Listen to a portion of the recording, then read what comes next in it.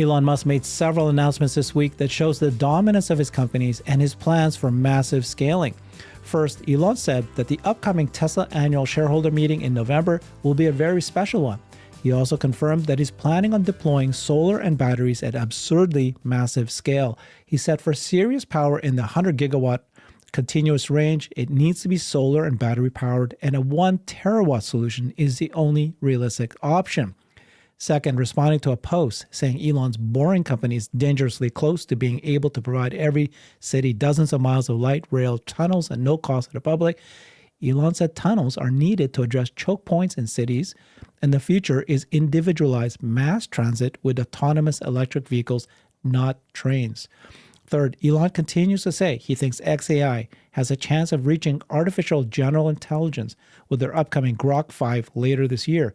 As it is, Grok 4 just smashed the AGI benchmarks, setting records and way ahead of competitors. And one of the perfect people we want to talk to today is Larry Goldberg. He has a lot of great info and insights on AI and the energy and batteries. You've been on top of that for a year or two already. Thank you so much, Larry. Great to be here, Herbert. So let's get started with the annual shareholder meeting. This is just for fun, but it's coming. Annual shareholder meeting. Tesla just dropped the annual shareholder meeting proxy. The definitive proxy lays out Master Plan 4, lays out the board's reasoning why Elon needs to be CEO and to approve his performance package. This is going to shape up to be very important for Tesla investors. Here is Elon saying this will be special. I'm not going to know what he means by that, so we don't have to spend a lot of time on it. But he did promise before that there will be bots dancing on the road, on the street. I think it's a big one because it's setting up his next pay package and his milestones. But this one is more in line with what we wanted to talk about today, which is what is his plans for the future. So Warren Redleg posted this saying, I remain firm in my prediction that Elon's planning to deploy solar and batteries at absurdly massive scale. Not sure when, but within 5 years. Maybe we start seeing signs within 3 years. And Elon said, what gave that away? So clearly he is planning that. And this is the this great analysis. Did you see this already, Larry? I did, yes. I figured you did. This is right in line with things you talk about. But this is fantastic. This is I guess an account, a YouTube channel. I don't know who they are. Semi-analysis did this amazing report that they basically dove down into what xAI has been able to accomplish with their Colossus 1 and Colossus 2. And they were just blown away by the kind of the decisions Elon made to make this thing get up and fast and then to be able to power it. So xAI now has 460 megawatts of natural gas turbines installed and either operating or under construction. The energy is what's so critical to be able to power how big you can make these data centers. This includes, I don't know what this is, SMT 130 turbines. Are they wind turbines? What are these? At Colossus 1? These are natural gas turbines. Okay, good, thank you. 7 Titans located right across from Colossus 2, and they chose Mississippi due to pushback in Tennessee. xAI will be the first to reach 1,000 megawatts in a single data center location, leveraging first principles engineering expertise across Elon's all companies, Gigafactory, Cortex, SpaceX, Boring Company. Elon is singular. No other company executes outside the box physical engineering at this speed. Elon said still small fry at 1 gigawatt.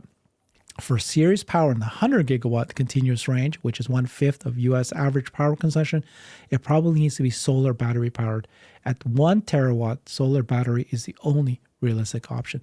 So he's pretty well made it clear. Solar and battery is where he's going to go. I'm looking forward to hear more about his plans of how he's going to build massive solar and battery farms or however he's going to do it.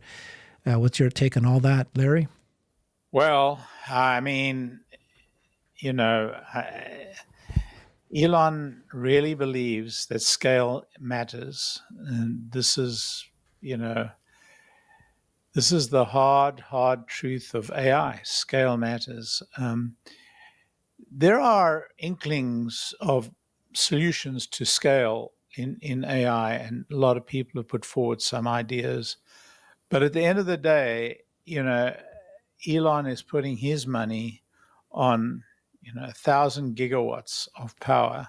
I mean, We're talking about multiple nuclear reactor equivalents, and he's going to do it in solar and battery. So it's an extraordinary vision. And you talk about guts, and you talk about sheer foresight. It's incredible.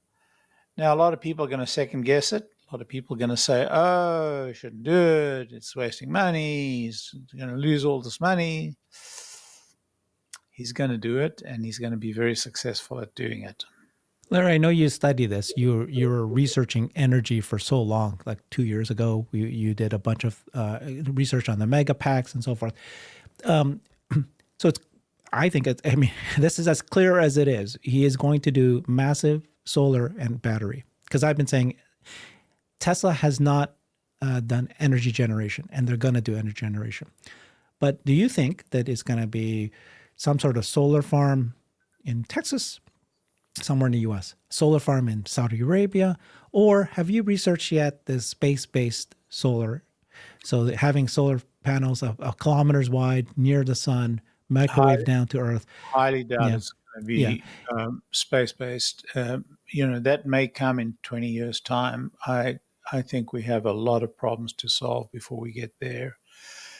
No, I think it's, the numbers I've done indicate to me that natural gas is still more economic than solar and battery for 100% uptime.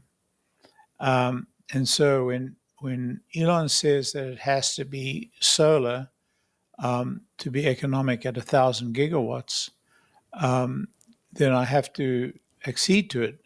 I know that when I did the 100 gigawatt level, or a data center at the 100 gigawatt level, that it was almost 5 times as much capital to provide solar and wind plus battery, or solar plus battery. In fact, wind is not really that economic. It was almost 5 times as much capital because of the amount of overbuild you have to do to ensure that you're always going to have power, 100% of the time. So you have to overbuild some massive amount, or you have to have a massive amount of batteries. And so because you can't predict how long you're going to have to wait for the sun to shine. So when I did those numbers for the individual data center that was less than 100 gigawatts, much less than 100 gigawatts in the 5 gigawatt range, it seemed to me that the higher you scale your requirement, the more it's going to cost. But Elon's come up with a different number, and the only reason he can do that is he must be predicting a very much lower cost of battery. And so that makes a huge difference, gigantic difference, because battery is where the costs really multiply.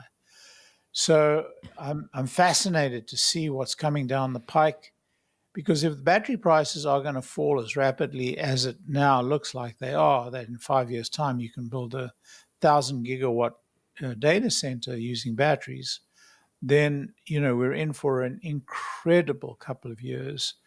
We could be seeing electric cars coming out at 40%, 30% less cost than we're seeing them right now. Wow. That's an enormous, that's going to change everything anyway. So he released the master plan. Many of us didn't like it so much because it was so full with guiding principles, not a lot of plans. I loved it. You loved it? Yeah. Oh, Larry. Do you think that that's it? That's it, and we're on? Or do you think that maybe at the shareholder meeting, there will be his announcement of saying, here's our plan of how to get to sustainable abundance or to achieve my goals, or this is it, that we're done and we're just going to... What was the most magic master plan he's had so far? I like 1 and 2. I like 1 and 2. I did not like 3. How detailed was master plan 1? It was like a page long in a blog. Thank you. A master plan is a strategic document. A strategic document doesn't go into the details. Master plan 3, which was done by staff, was classic corporate Yeah, I didn't plan. like it. Yeah. Master Plan 4 is exactly in the spirit and character of Master Plan 1. That's why I love it. Okay. It's a very clear vision. A very clear vision. Yeah, it was a clear vision, but no plan. It wasn't like step one, step two, step three. You're I okay with that? Yeah. I'm more than okay with that. I love it. I love Okay. it. Gives us the flexibility to start building. Mm. And what they're going to do is they're going to iterate. So the plan is to iterate. The plan is to drive towards this 1,000 gigawatt unit that's going to spew out, you know, this incredible intelligence, and it's going to be embodied in all his products, which is why I want him to buy Apple. that's that's another conversation you started having last week. But we got two big things still I don't cover here. just to be more specific. I don't want him to buy Apple. I want him to gain control of Control Apple. Apple. Different. Understood. Okay. We'll have to have that conversation again. So let's go to segment 2. He's got big plans. So, obviously we're talking about autonomous vehicles. How does transportation change in the world? And he made some clarifications. Autonomous vehicles, of course, is going to be the big thing. But the Boring Company has started to make some real moves here. So the Boring Company makes tunnels. And in Las Vegas, they did this. They completed a 2.26 mile long Las Vegas. They connected a property close to the airport. And then there will be 8 new stations and so forth. So that happened. This guy says Boring Company is dangerously close to being able to provide every city dozens of miles of light rail capacity with no public money. Limited utilities interruption, minimal new right-of-way, while offering passengers travel times that are a fraction of other transit. So they've now started to prove it. It's now starting to grow. Elon replied to him, says, look, I love trains, but the future is individualized mass transit with autonomous electric vehicles taking you precisely to your destination. So like cybercabs, Teslas, you get in and then you'll go to wherever you need to go. You don't need to have, train station. Tunnels, though, are needed to address the fundamental choke points in cities. You can't have 3D buildings and expect a 2D transport system. You need to have multiple layers of tunnels, enabling transport to be 3D too. And then he said the fastest way to travel long distances, city center to city center, short of new physics, it's going to be cars and pods in vacuum tunnels. Right? So he's still on that idea. So this is his belief that this is the future. Do you think this is we're now headed in this direction, and thoughts on this concept? I mean, we're seeing it playing out in Las Vegas. We've also seen him take a much longer time to get done than he projected at the outset. He's going to build boring tunnels all over the United States, and then discovered that really he could only build one at a time, and he had to pace it very seriously, and he had to disappoint a lot of cities because there was a huge demand, much larger demand than he could supply, that Boring Company could supply. So, yeah, I mean, we're seeing Boring Company achieve goals in Las Vegas. We're seeing new versions of Proof Rock coming out. It's more than possible, that the company will mature and become able to, replicate itself in multiple cities and really start making a difference. I haven't seen it make a difference yet in Las Vegas, and I think until it reaches the airport, it's going to be hard to make a difference. But once it reaches the airport, and moreover, once the Robovan comes on the market, then we'll see some gigantic leaps forward, I think. So I'm excited about Boring Company. I just wish they would move faster, get that snail, get faster than the snail. Yeah, they have this interesting new partnership. I didn't really spend a lot of time understanding it yet, but I think it's in Las Vegas. Boring Company has a subsidiary. I think it's called Paradise City something. Because you know how you have to have these separate little companies to protect yourself, so that it's an LLC that in case there's lawsuits, right? Boring Company has a new subsidiary that when so this is the business model. They would create a tunnel, in this case for Las Vegas, let's say from the airport to these hotels. Yep. And then And then I think on the way back, when you're trying to get back to the airport, it drops you off somewhere. Then Tesla's cars autonomously will robotaxi you to the airport. That's the plan. So then Tesla can make money from that part of it. So at the end of every tunnel, you can get a robotaxi. So that's why I think they're able to offer this thing for free. That's like, we'll build you this couple miles of tunnels for free, but we get to charge people for robotaxi rides when they get out. That's might be their model, but this just came out that they have this subsidiary to take you that last mile through robotaxi. Yeah. So we'll have to see how it plays out. I mean, I think they're experimenting to find out how to make this thing happen. Classic, product research. And that's where Boring Company is, at the product research state. That's the only Musk company I can't get invested in. They haven't raised enough money to get, retail investors involved. Get in there, Larry, so they can say that I've invested in every single Musk company. Yeah, I'd love to. If Elon's listening, let that guy. That guy. Because it's an inside joke, but a year ago, Elon referred to Larry as that guy because he didn't like Larry's opinion about. I told Elon to keep out of politics. Didn't sit well. I bet he probably agrees with you now. He goes, that guy should listen to that guy. He called you that guy. That's funny. Yeah. Okay. This next topic, this is right up your alley. It's all about AI. It's all about Grok. All right. This is all about, what Elon's companies are doing. So he keeps saying this. I think XAI has a chance of reaching AGI with Grok 5. Never thought that before. He didn't just say this once. He said it 2 or 3 times now in the last week. I don't know if we can believe him or not. Artificial general intelligence. Grok 5 is going to be launched in a few weeks. It's going to be kind of solidified next month. But here, Grok 4, just this last days, independent studies have been showing that it's smashing AGI benchmarks, achieving even higher score than its previous high with open program synthesis. No other model even comes close, has not passed Grok 4 previous raw performance. So these are the leaderboards here. You got Grok as way at the top here. And, Grok 4 is here. I don't know. This is the AGI leaderboard. Look how far below these guys are, GPT-5s and all that. I don't know. What do you know about this test? And this is cost per task, right? That's part of the goal.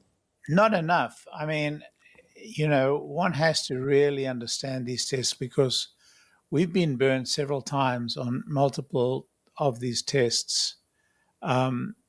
And so when we look at, things like cost per task, what are the considerations? How is it done? What kind of test? All of this stuff we have to know because, again, we've seen this being gamed before. I'm not saying they're gaming it. I'm just saying we've got to understand it a little bit better. But, I use Grok on a day-to-day basis now. And I have access to Grok, GPT-5, and 1 or 2 others, actually. And I don't want to get into the detail of it. And I'll tell you that Grok is amazing. I keep teasing this thing about Elon buying control of Apple. And I had this colloquy with Grok this morning where I put my thesis and Grok called me crazy. And so I argued it with Grok step by step by step by step. And in the end, Grok said, it's amazing, but I think your thesis is right. And then I said, all right, so write me a script, where I have this conversation with an unbeliever. And it wrote the script. I want to tell you the nuance, of that, the accuracy of it and so on, it makes me think, wow, maybe these tests are actually, maybe they're right, So anyway, pretty exciting, right. I have to say. Pretty exciting to see where they are with Grok. And Elon keeps talking big. This guy, Pawan Bandarakara, he works at XAI. He said big things are coming. And Elon said really, really big. They're teasing again what's to come with Grok 5. Yeah. They're very excited about it.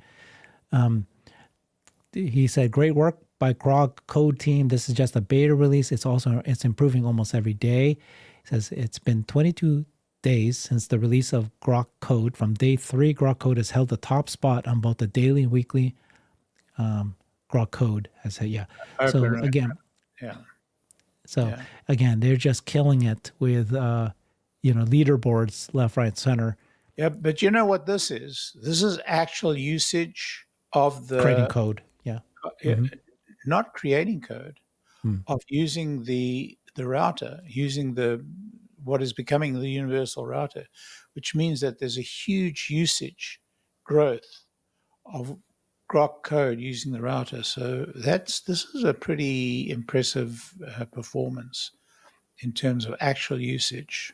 And then just to finish it off, he said, many major upgrades and fixes to Grok code coming out next week, including 1 million context window. Yeah, yeah. So I wrote a chapter in Randy's book about inference and context windows, and Grok was not the leader in that. I mean, I think Gemini has a 2 million context window, but when you look at Grok's performance with its smaller window, it's actually incredibly impressive. Now that they've expanded to 1 million, that's enough for like 99% of all functional work that you need to do.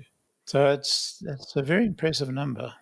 And then final point was this is an XAI employee, said we're hiring for several roles across multimodal at XAI, focusing on both multimodal understanding and generation. Our goal is to build the world's most intelligent and natively multimodal models on the world's largest GPU cluster and to use our compute advantage to push the frontier. What do you take on that? I would love to be inside XAI. So, can you give your argument or your what you're thinking for yourself? Should Tesla invest in XAI? Some people say, "Look, XAI, I don't see a revenue model yet." Warren Redlick said that XAI is just going to bleed cash. They need billions and billions and billions to keep building these data centers larger and larger and larger. And then some people say that XAI and Tesla don't have an overlap per se, as much as people think that they do. Of course, on my side, I think XAI is it's on the path to artificial superintelligence. Yeah, it's going to invent physics. It's going to invent new businesses. You better want to be part of it. And then you and I had this discussion last time. Tesla uniquely has access to real world data, which is all the videos on the cars they're able to get with the cities, but also soon with thousands and millions of robots, all the videos at home and physics and all that. That real world data, no one else has access to that. No one else has access to that unless you can do simulation. Then that becomes moot. But if it's important, it becomes important. Tesla could give XAI access to that data and charge them accordingly. So, I mean, that's not an argument for Tesla buying XAI because Tesla may have all these advantages, XAI may have these advantages, and you can pay one another for the mutual use. And that's how trade happens and is of value. And since they're both controlled by the same entity, then it's very easy to come to those terms. That's not an argument for buying into the company. I am opposed to using any of Tesla's cash right now. We're on the brink of robotaxi. We're on the brink of humanoid robots that we want to lease. So we're going to need 1 million robots. We're going to need 1 million robotaxis. So we're talking about $50 million of investment, right there, $50 billion of investment right there. And then we're going to need operating capital to operate this gigantic business. And that's another $10 billion. So yeah, we can borrow some money, but we need to have this money in the bank.